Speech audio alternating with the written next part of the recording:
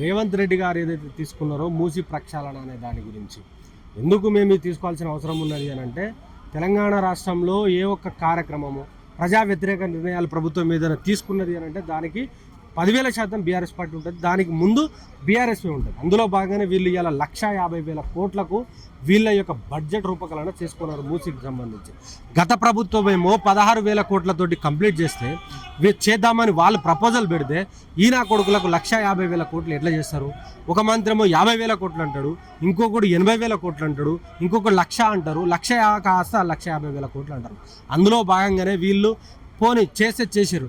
కానీ దాదాపుగా లక్షలాది మంది ప్రజలను నిరసరాయులను చేసి వాళ్ళ యొక్క ఇళ్లను కూలగొట్టి వాళ్ళని మొత్తం రోడ్డు పాలన చేసి, ఒక మనిషికి ఏముంటుంది అన్న, ఒక ఇంటికి ఎమోషన్ ఉంటుంది, వాళ్ళకు పవర్ సప్లై ఉంటుంది, వాటర్ సప్లై ఉంటుంది, ఎవ్రీథింగ్ వాళ్ళు పర్మిషన్ తోటి కట్టుకుంటారు. అదేవిధంగా ఒక్కొక్క ఇంటి మీద లోన్లు ఉంటాయన్న, దాదాపుగా 50 నెలలు 60 నెలలకు సంబంధించిన హౌసింగ్ లోన్స్ ఉంటాయి. మరి ఆ హౌసింగ్ లోన్స్ ఎవడు కట్టాలి? నువ్వు ఇస్తానటువంటి డబల్ బెడ్రూమ్ ఇల్లు ఎడగట్టినవు. ఎట్ ద సేమ్ టైము వీళ్ళు 6 గ్యారంటీల 420 హామీల మీదకి గద్దెనెక్కి ఇవాళ అవి చూపెట్టి మా దగ్గర ఓట్లు దండుకున్నారు కదా. మరి ఇవాళ నువ్వేమో 1,50,000 కోట్లతోటేమో ఈ మూసి ప్రాజెక్ట్ కడతా అంటున్నావు, 5,000 కోట్లతోనేమో నువ్వు గాంధీ విగ్రహం కడతా అంటావు. మరి వీటికి పైసలు ఉన్నాయి, జనాలకు ఇస్తానటువంటి 6 గ్యారంటీలకు పైసలు ఎందుకు లేవు అని చెప్పేసి వాళ్ళని మేము జాగృతం చేయడానికి పోదలుచుకున్నాము. At the same time future city కడతా అని మాకు ఎన్నికల మేనిఫెస్టోలో పెట్టలే, మూసి ప్రక్షాళన చేస్తా అని మాకు ఎన్నికల మేనిఫెస్టోలో కట్టలే, ఫార్మాసిటీ కడతా అని చెప్పేసి ఎన్నికల మేనిఫెస్టోలో కట్టలే. మా నిరుద్యోగులకు 2 లక్షల ఉద్యోగాలు ఇస్తా అన్నాడు, జాబ్ క్యాలెండర్ ఇస్తా అన్నాడు, అదేవిధంగా నీకు నిరుద్యోగ భృతి ఇస్తా అన్నాడు. ఎట్ ద సేమ్ టైము మళ్ళీ వాళ్ళు 2 లక్షల ఉద్యోగాలు, నిరుద్యోగ భృతి, మహిళలకు స్కూటీలు, రకరకాలైన ఒక దొంగ హామీలు ఇచ్చలే వాళ్ళ గదకెక్కిర్రు. కాబట్టి అయ్యేడమన్నాయి రాబాయి, అవి పక్కన పెట్టి నువ్వు ఇలా ఏదో కొత్త దుకాణం తీసుకొచ్చి అది పోనీగాక లక్షలాది మందిని నిరక్షరం చేసి బాధ పెట్టే హింసాత్మకమైన ధోరణిని ఎందుకు పాల్పడుతున్నాం అని చెప్పేసి మేము జనాల దగ్గరికి కంప్లీట్గా పోయి వాళ్ళను ఎక్స్ప్లెయిన్ చేద్దామనే ఆలోచనలో భాగంగా ఇలా పోరుబాట ఎంచుకున్నాం. సో కేవలం డైవర్షన్ పాలిటిక్స్ చేస్తూ డబ్బులు దండుకోవడానికి ఇట్లాంటి ప్రాజెక్ట్స్ పేరు చెప్తున్నారని మీరు అంటున్నారు. 100కు 10,000% డైవర్షనే కదా అన్న. ఇలా డైవర్షన్ చేస్తున్నారు, అటెన్షన్ పాలిటిక్స్ చేస్తున్నారు తప్ప ప్రజలకు ఉపయోగపడే ఏదేమైనా ఒక్క పాలిటిక్స్ చేస్తున్నారు రేవంత్ రెడ్డి. మీరు చెప్పండి నాకు, ఇవాళ వీన్ని ఏ చెప్పుతోడు కొట్టాలి మేము, వీన్ని ఏ రాళ్లతోడు కొట్టాలి రేవంత్ రెడ్డి కానీ ఈ మంత్రులను కానీ? కేరళకు పోయి నేను 6 గ్యారంటీ కంప్లీట్గా అమలు పరిచినా మీరు ఇక్కడ ఉన్న వాళ్ళకి హెలికాప్టర్ పెడతా, ఫ్లైట్లు పెడతా, పోయి మా దగ్గర చూడమని చెప్తా ఉన్నాడు. సిగ్గు శరం ఏమున్నదా? నా తెలంగాణ రాష్ట్ర ముఖ్యమంత్రి పక్క దేశం పోయి పక్క రాష్ట్రం పోయి ఇలాంటి లత్కొర్రు, ఇలాంటి పనికిమాలిన భాష, ఇలాంటిది అబద్ధపు ప్రచారం చేస్తే అక్కడ ఉన్నటువంటి ప్రజల దగ్గర మన యొక్క చులకన గామ, చిన్నతనం గామ, ఇలా స్వయాన పిర్రే విజయన్ లాంటోడు అక్కడ ఉన్నటువంటి ముఖ్యమంత్రి చెప్తున్నారు కదా, అరే బాబు అక్కడ నువ్వు అంతా లత్కో రాజకీయం చేస్తున్నావు, తప్పేలు కథలు పడుతున్నావు, నువ్వు అక్కడ చూసుకోక గిడికొచ్చి గప్పాలు కొడుతున్నావు అని చెప్పేసి వాళ్ళు తిట్టే పరిస్థితి ఏర్పడ్డది. అందులో భాగంగానే మీరు అడిగినట్టు మేము వీళ్ళు డైవర్షన్, అటెన్షన్ డైవర్షన్ తప్ప వేరేది ఏది లేదన్నాం, వేరే ఏది లేదు.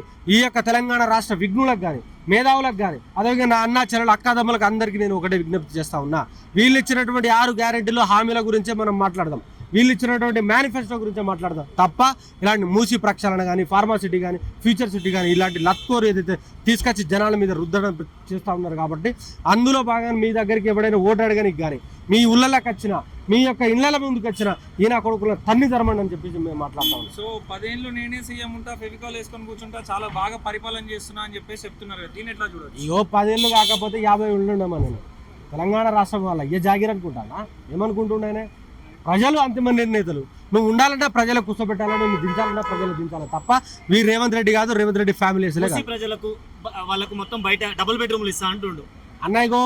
డబుల్ బెడ్రూమ్ ఏడ కట్టిండే? అవి కేసీఆర్ కట్టినాయి కదా. డబల్ బెడ్రూమ్ ఏడ కట్టిండు?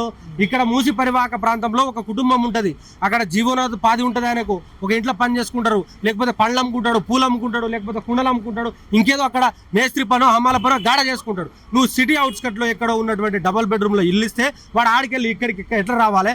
లేకపోతే వాడు ఇస్తే ఆడ నౌకర్లు ఏడ చేయాలి? వాడు ఏం అమ్ముకోవాలి? అక్కడ ఇవన్నీ పొట్టద కొట్టాలనుకుంటారు. పెద్దోనికి పొట్ట నింపడం కోసం ఇలా పేదోనికి పొట్ట కడతా నువ్వు ఏం కనబడుతుంది? ఇంకోటి మీరు అబ్జర్వ్ చేయండి, బఫర్ జోన్లో ఉన్నారు వీళ్ళు, బఫర్ జోన్లో ఉన్నారు. ఈ దొంగన కొడుకులకు ఒకటే హెచ్చరిస్తా ఉన్నా, నువ్వు కట్టేటువంటి బిల్డింగ్ ఏదైతే ఉన్నాయో నైట్ ఎకానమీ జనరేట్ మరి అవి ఎందుకు బఫర్ జోన్లో ఉండవు? రేపటి రోజున ఏదో నిండలేమో బఫర్ జోన్లో ఉంటుంది. నువ్వు కట్టేటువంటి బాపు ఘాట్ కానీ గాంధీ విగ్రహం కానీ అది కూడా బఫర్ జోన్లో ఉంటాయి కదా. మరి అవి బఫర్ జోన్ లో లేవట, ఇదైతే బఫర్ జోన్ లో ఉంటుంది. బీఆర్ఎస్ పార్టీ వాళ్ళు ఓన్లీ అసత్య ప్రచారాలు చేస్తున్నారు. ఓన్లీ 50 నుంచి 70 కోట్ల వరకే కడుతున్నారు అంటుంది గాంధీ విగ్రహం. ఎక్కడ 5,000 కోట్లు అనేది లేదంట. వాళ్ళు 5,000 కోట్లతో కడతా అని చెప్పేసి స్వయాన రేవంత్ రెడ్డి మాట్లాడిండు, స్వయాన వాళ్ళ మంత్రులు మాట్లాడారు. మనం చూసిన మీ మీడియాలోనే ఇవాళ 50 కోట్లు 60 కోట్లు అంటే తమాషనా? ఇప్పుడు దీంట్లో వ్యతిరేకత రాయంగానే అటు శివుని దూకారం పెట్టిన ఒకటి. శివుడు అంటే మాకు ఆరాధ్య దేవుడు, రాజన్న మా ఇలవేల్పు. శివుని దగ్గర గుడి కట్టి నువ్వు వెనక కబ్జా చేయాలని చూస్తున్నావా? ఏం తమాషా ఇది? అరే నహేనా, నువ్వు మూసి ప్రక్షాళన చేస్తే మూసి మంచిగా చెయ్యి. ఇంకేమైనా నువ్వు హైదరాబాద్ నగరానికి ఇంకేమైనా చెయ్యి. కేటీఆర్ గారు దాదాపుగా 40కి ఫ్లైఓవర్లు కట్టిండు, ఇంకో ఎక్స్ట్రాగా ఇంకోటి కట్టు. లేకపోతే ఎస్టీఫీలు 30 కట్టిరు వాళ్ళు, దానికి ఇంకో 2-3 ఎక్కువ ఎక్స్ట్రా కట్టు. ఆ శాత కాదు కానీ పొద్దున్నేస్తే కేటీఆర్ని తిట్టడం, కేసీఆర్ని తిట్టడం, బీఆర్ఎస్ పార్టీని తిట్టడం, ఇలా మాలాంటి వాళ్ళని పెయిడ్ ఆర్టిస్టులు అనడం, ఇదెక్కడి కథ అన్న? నిత్యం ప్రశ్నిస్తాం. గుర్తుపెట్టుకోండి రేవంత్ రెడ్డి, నువ్వు హేట్ స్పీచ్ లాంటి బిల్లులు పట్టుకొచ్చినా, మమ్మల్ని ఇంట్లో కూర్చోబెట్టి పంట పెట్టినా, నువ్వు మమ్మల్ని ఇంట్లో కట్టబెట్టినా కూడా మీలాంటి యూట్యూబ్ కానీ అలాంటి ఫోన్లో తీసేనా చెప్పేసి వీళ్ళు చేస్తున్న దురాగతాలను, వీళ్ళు చేస్తున్న నిర్ణయాలను ఎండగడతాము, ప్రశ్నిస్తూనే ఉంటాం. అల్టిమేట్ గా మీ బీఆర్ఎస్ ఎజెండా ఏంటి మూసీ ప్రాజెక్టు మీద? అన్న ఒక విద్యార్థి సంఘము రియంబర్స్మెంట్ మీద కొట్లాడుతుంది, స్కాలర్షిప్ల మీద కొట్లాడుతుంది. మేము at the same time reimbursement రావాలి, ఉద్యోగాలు రావాలని చెప్పేసి కొట్లాడుతూనే ఇలా తెలంగాణ రాష్ట్ర ప్రజల తరఫున కూడా కొట్లాడుతున్నాము. అందులో భాగంగానే నా తెలంగాణ రాష్ట్రంలో హైదరాబాద్ నడిపుట్టున నివసిస్తున్నటువంటి ఈ ప్రజలకు మంచి జరగాలి, వాళ్ళకు మంచి కలగాలనే ఉద్దేశంలో భాగంగా మేము చెప్పబోతున్నాము. వాళ్ళకు భరోసా ఇస్తాం. మేము మీతో ఉన్నాం. మీ ఇంటి మీదకి బుల్డోజర్ వస్తే మా ముందుకు మేము ముందు ఉంటాం, దాని ముందు మేము పంటాము, మేము వాళ్ళని అడుగుతాం. ఇంటి ముందుకు బుల్డోజర్ వస్తే మేము వాళ్ళను రిటర్న్ తరిమి కొట్టుతామని చెప్పేసి మేము భరోసా ఇవ్వడం కోసం, వాళ్ళకు ధైర్యం ఇవ్వడం కోసం, సైకలాజికల్గా వాళ్ళకు ఒక విల్ పవర్ అందించడం కోసమే మేము ఇలా బయలుదేరుతాం. ముఖ్య నేతలు పాల్గొంటున్నారు టీఆర్ఎస్ నుంచి. మేమే పాల్గొంటామన్నా, మేమే సమితలు అవుతాము. మేము దాదాపుగా 1000 మంది నిరుద్యోగం, మేము మా యొక్క విద్యార్థి సంఘం నుంచి మేమే పోతాము. ఎవరు వచ్చినా కలుపుకుంటాం. అక్కడ ప్రజా సంఘాల నేతలు వచ్చినా, ఎన్విరాన్మెంటల్గా ప్రేమికులు వచ్చినా, ఇంకెవరైనా జర్నలిస్టులు వచ్చినా, మీలాంటి జర్నలిస్టులు వచ్చినా, లాయర్లు వచ్చినా, ఇంకా ఎవరు వచ్చినా, ఇంకా ఏ సంఘాల వాళ్ళు వచ్చినా వాళ్ళని కలుపుకుంటాము. వాళ్ళతోటి మా యొక్క ప్రయాణం కొనసాగుతాము. ఇవాళ 4వ తారీఖు నుంచి ఏప్రిల్ 14 అంబేద్కర్ గారి జయంతి వరకు మా యొక్క పోరాటం సాగుతుంది. జనాలను జాగృతం చేస్తాము. మరో పోరాటం తెలంగాణ రాష్ట్రంలో నిర్మితం అయ్యే ఆస్కారం ఉన్నది. నేపాల్ చూసిరు, బంగ్లాదేశ్ చూసిరు, శ్రీలంక చూసిరు, మణిపూర్ చూసిరు.